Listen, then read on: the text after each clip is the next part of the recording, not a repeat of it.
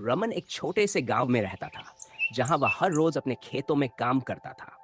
वह मेहनती और ईमानदार था, लेकिन उसकी जिंदगी में एक बात हमेशा उसे परेशान करती थी। उसके खेत के आम के पेड़ से बार बार आम गायब हो जाते थे।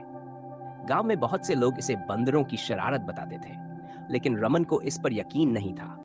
वह सोचता था कि कहीं कोई इंसान ही चोरी कर रहा है। रमन ने तय किया कि वह इस रहस्य को सुलझाएगा। एक दिन वह खेत में देर रात तक रुकने का फैसला करता है। पूरी रात का सन्नाटा था और रमन छुपकर बैठा हुआ था। अचानक उसे हल्की आवाज सुनाई दी। उसने ध्यान से देखा और जो उसने देखा उससे उसकी आंखें फटी की फटी रह गईं। एक बड़ा चालाक बंदर आम के पेड़ के पास आकर रुक गया, लेकिन यह बंदर बाकी बंदरों से अलग था। यह बंदर बहुत सावधानी से काम कर रहा था, मानो इंसान की तरह समझदारी से आम चुन रहा हो। रमन ने ठान लिया कि वह इस बंदर की चालाकी को समझेगा। अगले दिन उसने उस बंदर पर नजर रखी। उसे पता चला कि बंदर सिर्फ आम चुराने के बाद कहीं और नहीं भागता, बल्कि खेत के कोने में बने पुराने कुएं के पास जाकर बैठ जाता था।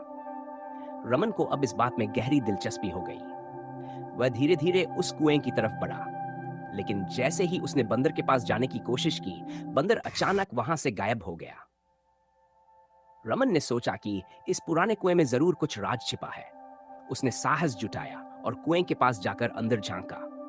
कुएं के अंदर गहरा अंधेरा था, लेकिन जैसे ही उसने टॉर्च चलाया, उसे वहां कुछ चमकता हुआ दिखाई दिया। कुएं के तल में एक छोटा सा रास्ता था जो कहीं और जा रहा था।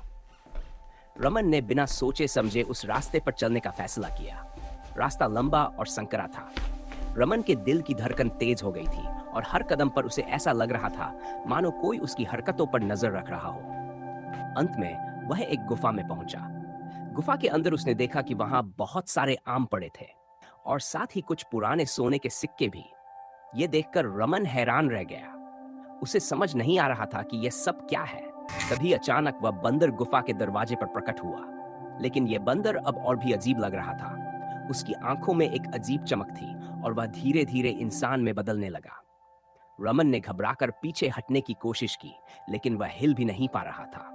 बंदर अब एक बूढ़े आदमी में बदल चुका था।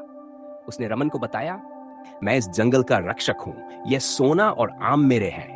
जानने की कोशिश का है, उसे इसकी भारी कीमत चुकानी पड़ती है। रमन ने डरते हुए पूछा, अब मेरे साथ क्या होगा?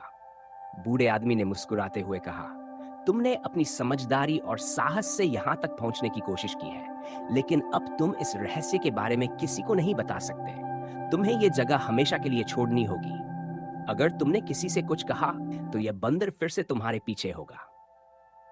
रमन बिना एक शब्द कहे वहां से भाग गया। उसने गांव वापस आकर कभी भी उस बंदर या उस गुफा का जिक्र किसी से नहीं किया।